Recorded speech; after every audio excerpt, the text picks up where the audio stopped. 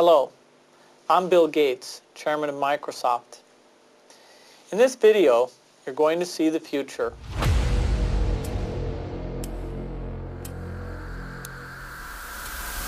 Alright, it's 2009. Pigs are flying, everything has this aesthetic, and Microsoft has just announced a groundbreaking new piece of tech at E3. Utilizing the latest advancements in motion capture, Project Natal, as it was initially named, was a new device for the Xbox that aimed to win audiences over with pure wow factor. The main goal of Natal was to bring families into the gaming equation by taking controllers out of it, and this resulted in an intuitive, get-up-and-play experience that made it easy for any demographic to play and enjoy. For 2009, it was pretty damn impressive, and in the eyes of many consumers, it made Sony and Nintendo's motion tech look kind of obsolete. But that night at E3, Microsoft would manage to continue the hype train. You see, after the unveiling of Project Natal, another speaker would take the stage to present a tech demo for Microsoft's new hardware. You know, I want to just say one thing to you, and that's the word interactive. That's Piotr Molyneux, game designer for the Fable series and former creative director at Microsoft. And what he's about to share with this audience at E3 will echo in eternity as one of the most intentionally deceitful unveilings in Microsoft's history. In his presentation, Piotr claims to have developed an experience with Natal that he thinks will fulfill every gamer's lifelong dream: to build an innocent yet intimate relationship with a 10-year-old boy. Oh wait, what? Oh, you guys just wanted Fable 3? Oh shit. In the demo, Piotr introduces us to Project Milo, a game about a boy that can supposedly see you, hear you, and actually get to know you through the screen. Hiya Milo, how you doing? Hi Claire, you okay? By making use of the Natal hardware, Piotr demonstrates how players can seemingly interact with Milo through free-flowing conversations, giving the impression that the character on screen is somehow capable of independent thought. Here we're seeing Claire being recognized, and the emotion in Claire's voice being recognized, and that emotion reflecting in Milo's face. Those are all being seen for the first time. At first glance, it looks quite impressive. Yet the way Piotr describes it, you'd think his team had just stumbled on the means to creating sentient AI. And something tells me that's kind of what he wanted us to think. What's worse is that one look back at the comments section for this presentation proves that we bought right in. Of course, there were skeptics, but for the majority, people really thought Milo was a game changer. Literally. I mean, audiences were more excited for this game than the actual hardware it was demoed for, not to mention the potential this kind of AI had for countless genres in the industry. The problem? It was all complete bullshit. The demo was fake, the actor was acting, and Piotr was essentially lying through his teeth. Or was he? No, I'm just kidding, he was. He totally was. And this was most certainly not the first time either. You see, Piotr was notorious throughout the industry for overpromising, exaggerating, and flat-out lying about upcoming games. I mean, you could probably score the rest of this video with the flight of the bumblebee, and it would match the tone for the level of chaos this man has caused. But Milo? Milo was his magnum opus, a lie so deceitful that it crossed the point of outrage to just actually being kind of impressive. By utilizing his arsenal of clever word choice alongside demo footage that mainly consisted of smoke and mirrors, Piotr managed to convince an entire generation of gamers that he had developed a technology 50 years ahead of its time. What would ensue was a roller coaster ride of PR shenanigans, miscommunication, backpedaling, and deception that would ultimately amount to nothing. But to understand how this happened in the first place, we need to take a look back at the man himself. Piotr. Oh, Piotr. After founding Bullfrog Productions in 1987, Piotr Molyneux would leap headfirst into game design with a focus on population sims. You know the ones, those top-down games with disembodied hands that control everything in the game world? These concepts were fascinating to Piotr, and ultimately became the stage that allowed his knack for ideation to really shine. What if you were the owner of a theme park, the keeper of a dungeon, or the deity in charge of an entire island? Piotr's games put the player in complete control, which ultimately helped redefine the scope for what games could actually be about. And usually, with outstanding results. Throughout his time at Bullfrog, Piotr would make leaps and bounds within the simulation space, known well for his early adoption of artificial intelligence and his invention of the God game genre. This would eventually lead their longtime publisher Electronic Arts to acquire the company in 1995. Unfortunately, EA's acquisition changed the way Bullfrog developed games, and Piotr, who was unsatisfied with the changes, left the studio in '97 to pursue a new venture. This would ultimately lead Molyneux to found Lionhead Studios, with a handful of other ex-Bullfroggers. From there, Piotr would spend a sizable chunk of money from the Bullfrog deal, investing over $6 million into Lionhead's first game. After 3 years of development, Black and White released in March of 2001 and was met with widespread critical acclaim. The game was praised heavily for its accomplishments in artificial intelligence, even appearing in the 2003 Guinness World Records for having the most intelligent being in a game. These accomplishments were what ultimately solidified Piotr's belief in AI, inspiring him and his team to pursue further research on the topic. So, that same year, Piotr would officially launch a research project. The goal of their efforts was to develop a game that was smarter than anything ever seen on the market. A game that, years from now, would eventually become Milo. But until then, Piotr would codename his venture Project Dimitri. You see, Piotr loved codenames, and had a quirk of introducing and changing these names every time he spoke to journalists. Throughout his career, there was Project Dimitri, Project Ego, Project X, Project Milo. I mean, for a guy that couldn't keep his mouth shut in front of journalists, he sure did love secrets. And this problem had certainly become evident throughout his career. Up until this point, Piotr had already begun developing a reputation for himself as somewhat of an overpromiser, notorious for making outlandish claims about features that would be included in upcoming games. Piotr would later confess to even making up new features on the spot just to keep journalists interested. And that problem would only grow worse when his company released Fable in 2004. To build excitement for the game, Piotr would make all sorts of false promises for Fable, which ultimately ended up hurting the game's reception among fans. To give you a better idea of what I mean, here's just a few.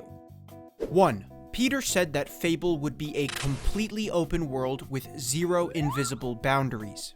2. Piotr said you could have children who take over as the playable character if you die in the game. 3. Piotr said you could plant a tree and watch it grow to fruition in real time. And so on. Of course, none of these promises actually made it into the game, and probably caused most of his development team to slam their heads through drywall. The worst part was that Fable was a good game that just happened to fall flat because of heightened expectations. Some may write this behavior off as a passionate game designer getting overly excited about his game, but no matter how you twist it, Piotr's big mouth was just plain unprofessional, and it was starting to affect his reputation.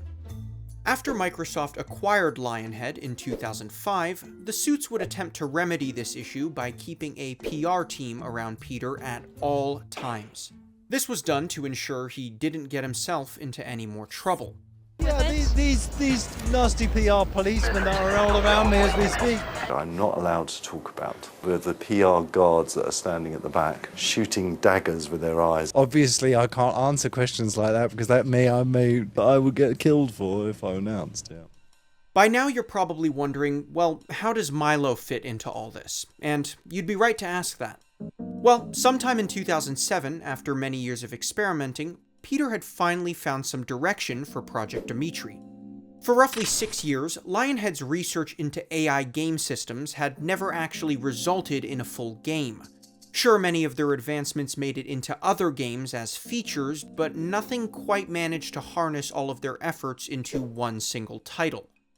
And now, with pressure from Microsoft to actually return results, Piotr needed to finally turn his passion project into profit. So, in 2007, Piotr pitched a brand new idea to his associate Gary Carr, who was then an executive producer at Microsoft. This new idea would build upon everything the team had worked on with Project Dimitri, but under a completely new name. You see, by 2007, codename Dimitri was kind of a bad word around Lionhead, and had become somewhat synonymous with failure. So, in order to improve morale regarding the project, Piotr would codename their new venture Milo, named after the game's protagonist. Development for Project Milo officially began in 2007 as a sort of simulation centered around the life of one individual. This, of course, took Piotr's usual formula of population-based sims and flipped it on its head. Instead of a simulation involving multiple people, Project Milo would be about just one, a boy, and your actions in the game would determine who Milo grew up to be. It was basically a glorified parenting sim, except instead of taking the role of an actual parent, you were more of a friend, or mentor, or slave? I mean, the first prototype literally just had you doing Milo's chores, and from what I've learned, it didn't sound incredibly impressive. But, according to Piotr, Project Milo was utilizing an impressive display of AI technology, combining advancements made with Project Dimitri alongside Microsoft's own research. It was something Piotr felt incredibly proud of, leading him to suggest in an interview that their achievements could eventually find them on the front page of Science magazine. An important thing to note, though, was that until this point, Project Milo was strictly being developed for use with a controller, and there was absolutely no knowledge of Project Natal up to this point.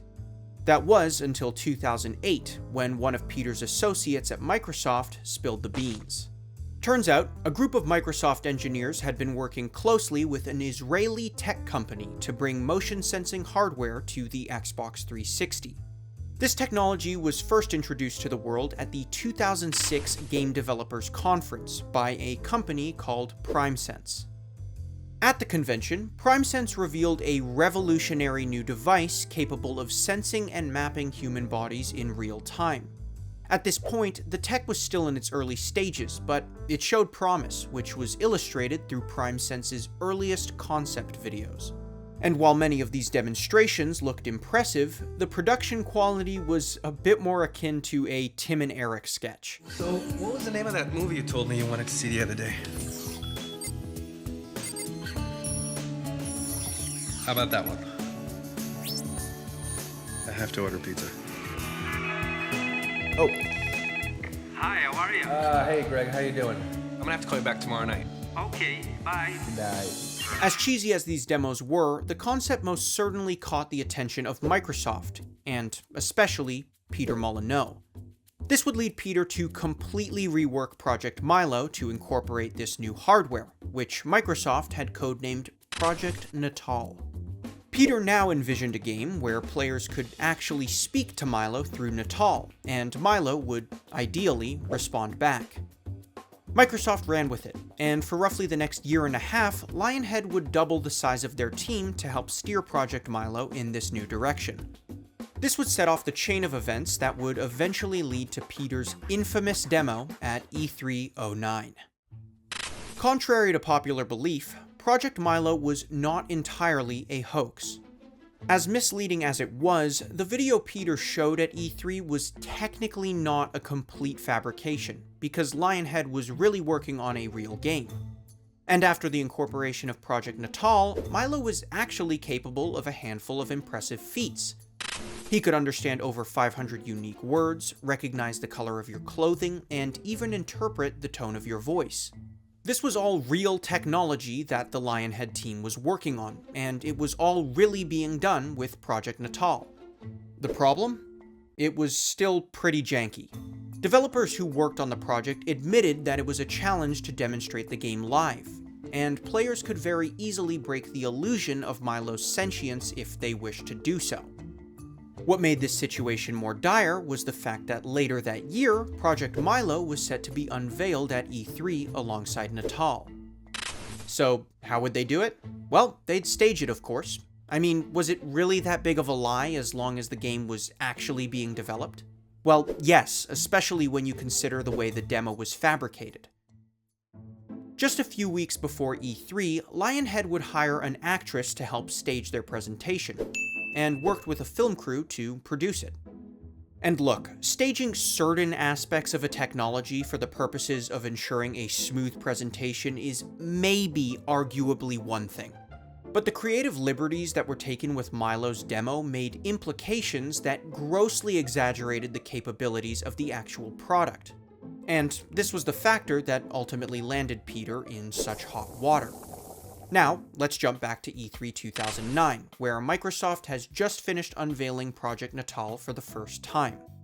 The tech is impressive, and kind of steals the show from Sony, who unveiled a wand-based version of their own motion tech the same night. That racket is actually in the virtual world. It's in Anton's hand. Next to take the stage is Piotr, who I can only assume is engaged in some sort of weird pre-show ritual behind the curtains, very a la Joker.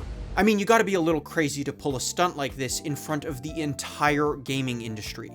So, Piotr makes his presentation and introduces Milo to the world. Hi, Milo, how you doing? Hi, Claire. You okay? Actually, I'm a bit nervous. You? Nervous? I don't believe it. On first watch, the video actually looks pretty convincing. But as we come to find, Piotr is using a mix of both deceptive gameplay footage and clever language to mislead the viewer. The interactions presented in the video make the implication that players can have complex, free-flowing conversations with Milo, and can come to form deep personal relationships with him. Listen, I was thinking today you should let me beat you at football again.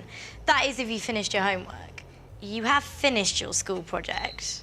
What happened there is that Claire knew Milo so well, she knew when he was worried about something. Of course, as you can probably tell, this entire interaction is scripted. There's even moments in the video where Milo appears to remember seemingly impressive details about the actress's personal life. Science fiction is not even written about. Don't forget your mum's birthday. Did you catch that? Apparently Milo just on a whim remembered Claire's mom's birthday, which once again tries to reinforce the idea that the two actually have a relationship. Later on in the video, Milo leads Claire to a pond where Natal's capabilities for motion capture are shown off a little bit. Yet, for some reason, even a basic minigame like this was faked. Upon closer inspection, you'll realize that Claire's movements are not entirely in sync with her reflection.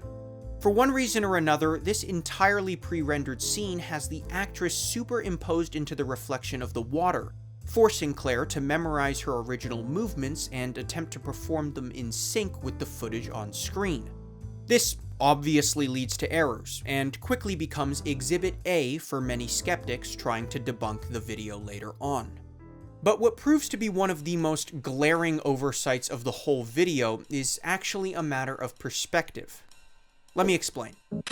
When you're viewing any sort of portrait from your viewpoint, the subject of your gaze appears to follow you wherever you move around the room. It's why paintings like the Mona Lisa seem to always be watching you even if you change where you're standing.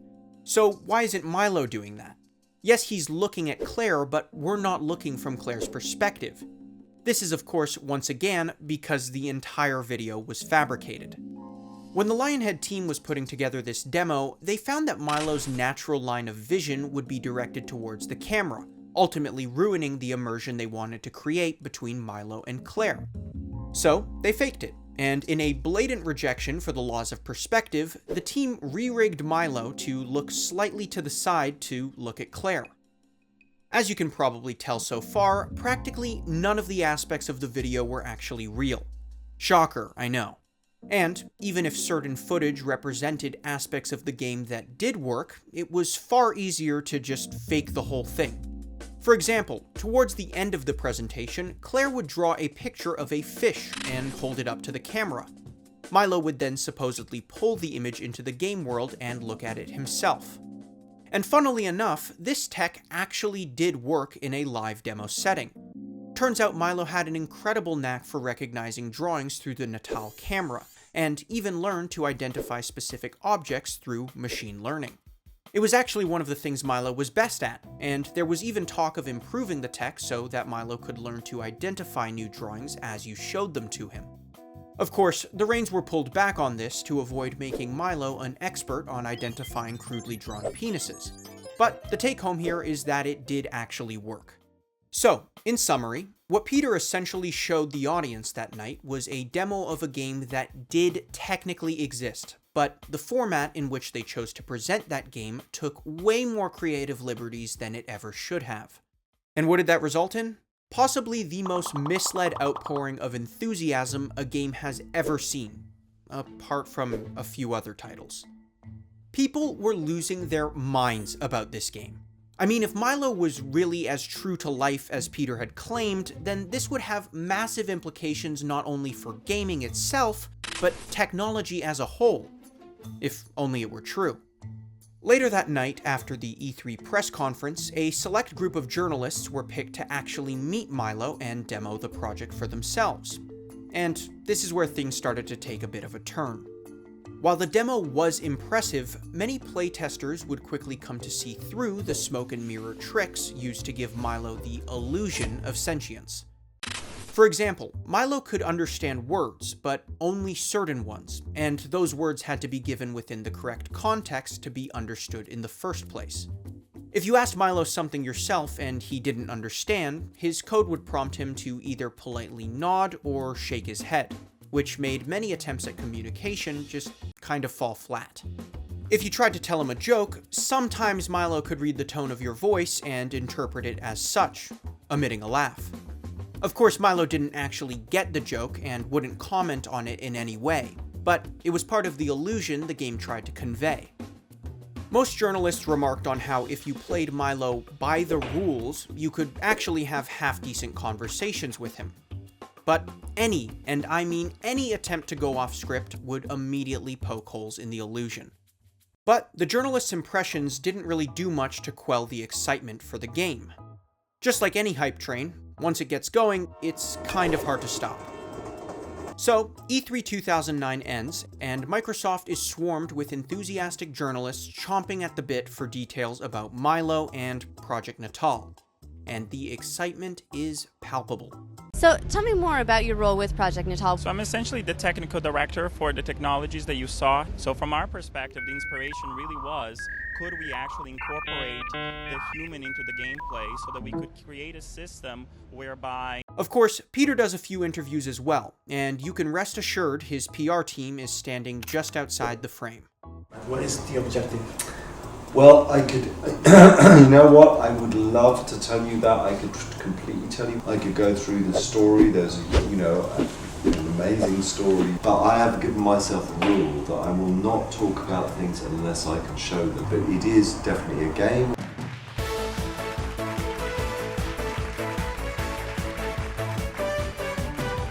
When asked if players can expect a release date for Project Milo, Piotr ensures that development is in full swing. And while a release date cannot be given, the game is most certainly expected to be brought to market. Yet strangely enough, that would be the last time we'd hear of Milo for a very long time. The following year, E3 2010 would come and go without so much as a word from Milo, and fans definitely had some questions. But this time, they got different answers. He's, the Milo project was something that Lionhead Studios in their labs had developed, and obviously that's a tech demo and technology that continues to exist, but right now it's not a game that we're planning to bring to market. That was Aaron Greenberg, a PR executive for Microsoft who made that statement sometime in 2010. Shortly after that, Piotr would go on record to quite condescendingly denounce Aaron's statements. It was a weird era in the game's development where, depending on who you asked at Microsoft, your answer on Project Milo was completely different. Behind the scenes, Piotr was in a sort of power struggle with the higher-ups at Microsoft. After roughly 3 years in development, Project Milo, now called Milo and Kate, was failing to meet the expectations Microsoft had in place for the title. And it definitely didn't help that Piotr had wildly raised those expectations back in 2009. Worse still, Microsoft had significantly pulled back on Project Natal's hardware capabilities, attempting to cut costs by downgrading the device's processor, which subsequently narrowed the scope for Project Milo. Fast forward to mid-2010, and fans are wondering when and if they'll ever get an update on Milo's development. And finally, after over a year of anticipation, Piotr would eventually break his silence on the project. This update would come in the form of a TED Talk, which was already a really, really bad sign. If Microsoft actually had realistic plans to release Milo, they would have announced it at E3 2010 earlier that year. But clearly the game's release had reached a level of uncertainty that could no longer justify a feature at the event. So instead, Piotr opts to quietly demo the game at TED Global, in what could be seen as one of the most egregious attempts at backpedaling I have ever seen. I mean, what Piotr demonstrates to the crowd at TED Global is almost a completely different game from what he showed fans the year before. And the way he introduces it just makes it all the worse. So, a year ago, I showed this off at a computer show called E3. Really, Piotr? A computer show? This comment was either a sign that Piotr was getting old, or rather a feeble attempt to avoid mentioning the word video game to what I can only assume is a slightly older audience. This was a piece of technology of someone called Claire interacting with this boy. And there was a huge row online about, hey, this can't be real. And so I waited till now to have an actual demo of the real tech. Wow. Piotr the Brain Molyneux has done it again. Who knew this was his plan the whole time? No way this was some sort of half-baked attempt to backtrack on false promises made for a game that was built on misleading footage and blatant lies. It was just a primer to get us excited for the actual game. Okay, but really though, have you ever witnessed a more blatant admission of guilt? I mean, he literally comes out and says this is the actual demo of the real tech. At this point, he's not even trying to hide that the game was a lie. And then he has the audacity to try and put a bow on the whole thing by pinpointing his team's one sole goal. Just to get to this one simple idea, to create a real living being in a computer. Oh yeah, Piotr? That one simple idea? You mean the idea that modern technology hasn't even come close to cracking? The idea that could one day lead to technological singularity, subsequently blurring the definition of what it actually means to be human? And you found that on the Xbox 360? Listen, I've really tried to cut Piotr some slack in this video, but the way he talks about creating Milo like he's some sort of 21st century Geppetto is just really annoying. Yet he still tries to redeem himself with what appears to be some newfound attempt at transparency. Now, I'll be honest with you and say that most of it is just a trick. Wow. There's a reason I'm spending so much time on this intro. I mean, with every sentence, Piotr just finds a way to dig himself into a deeper hole, and it just keeps getting funnier. So why don't we go over and have a look at the demo now. This is Dimitri. Wait, this is Dimitri? Like, the Project Dimitri? Turns out this part isn't a lie. Apparently, the original project was named after his godson the whole time, who actually worked at Lionhead on the Fable games. Who knew? Now comes the actual demo, the honest demo, and there's one key difference right off the bat. It appears as though this time we have a real person playing the game live. Finally, the curtains have been drawn back, and we can see some real gameplay for the first time. Let's check it out. So, he's discovering the garden, you're helping him discover the garden by just pointing out these snails. So, the demo finally begins, and what we appear to get is some sort of on-rails snail spotting simulator? It's a bizarre way to start, especially considering the bold claims Piotr made about Milo in the intro. As the camera rolls along, Milo finds another snail on the ground, at which point Milo encounters his first test of morality. Turns out Milo has a thirst for blood and sadism, and toys with the idea of squishing the snail underneath his shoe. At this point, Dimitri is prompted to use voice commands to either encourage Milo's behavior or stop him. Do you want Milo to squash it? When you see the microphone, say yes. Squash. No. Go on, Milo, squash it. No, that's the right thing to do. No, that's the right thing to do. Well, that was unexpected. But what doesn't come as a surprise is how the voice recognition system has changed. You'll notice that in this new demo, there are explicit prompts for when you can actually speak to Milo. Of course, this wildly contradicts Peter's first demo of the game, in which it's heavily implied that speech is free-flowing and spontaneous.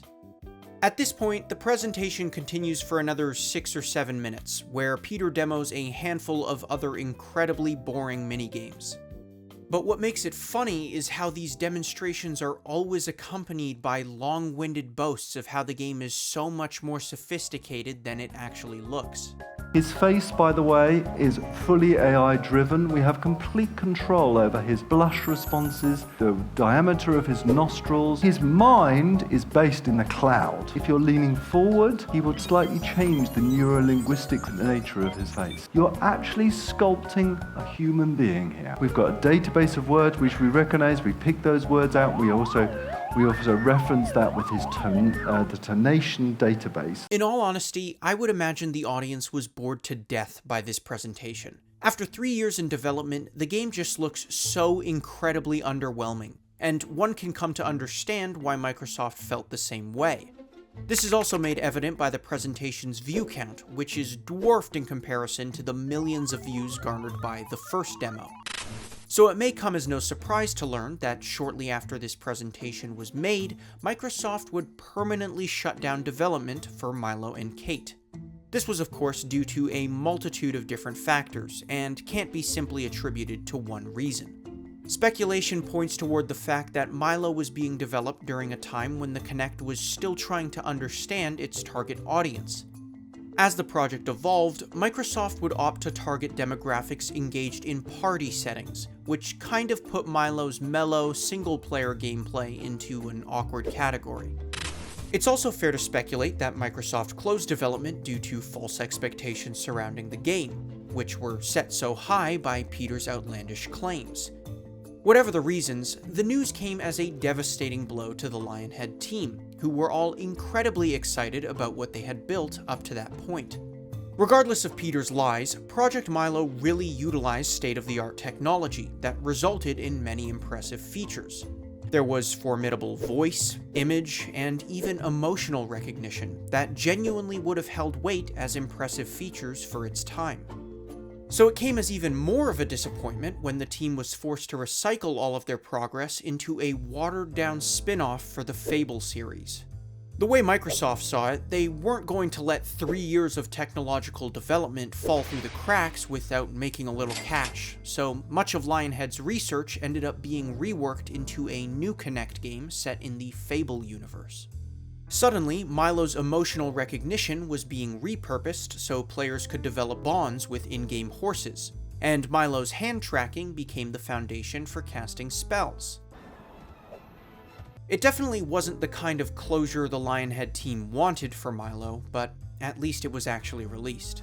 Unfortunately, Fable: The Journey was received poorly for the Kinect, with its main failing point boiling down to, you guessed it, false expectations. Initially, Peter Molyneux swore up and down that the game would not be an on-rails experience, but upon release, fans would come to find that exploration within the game was entirely linear, and players were certainly not happy. After Fable's failure on Kinect in 2012, Peter would leave Lionhead permanently to pursue yet another independent venture. Due to reasons most likely pertaining to Milo's cancellation, Peter felt as though Microsoft's hold on Lionhead was becoming too much of a creative barrier, and was disheartened with the company's decision to can the project. Peter would then go on to found his third new company in the gaming industry, 22 Cans. Unsurprisingly though, Peter's new venture would fall prey to much of the same behavior that he was known for previously, with a sequence of scandals and false promises that would continue as a result of his presence in the media. It seems like no matter what team he was a part of, Peter was always finding ways of getting himself into trouble. As for Milo, well, it's been almost 10 years since anyone has spoken about him. Many ex-Lionhead members went on to call the project filler or a tech demo that accidentally wound up in production, and some at Microsoft deny it was ever a game in the first place. In 2012, Peter was asked about his thoughts on Microsoft's decision to cancel Milo, and in a brazen attempt to deflect all blame, claimed that he felt the industry just wasn't ready for it. Somehow, Piotr had convinced himself that Project Milo was just too ahead of its time to be brought to market. And I guess if you consider all the lies he made about the game, then yeah, he was right. At the end of the day, it's kind of a shame. If Piotr had just focused more on what was possible with Milo instead of what could be possible, we might have actually seen the game released. And who knows, it might have been half decent. But the truth was, Milo's technical capabilities just weren't advanced enough to meet the expectations put in place for the project, and the ideas that actually made Milo exciting just weren't ready to be made a reality. But now, with breakthroughs in artificial intelligence occurring every other day, we may not have to wait too long before we see another company take a crack at the idea. Let's just hope that, unlike Piotr, they've got the proof to back it up. Thanks for watching. And it's surprisingly current in today's world. If we look at politicians and kings and queens and leaders, they always promise us stuff and they never deliver on that stuff. So I think that's an interesting paradox.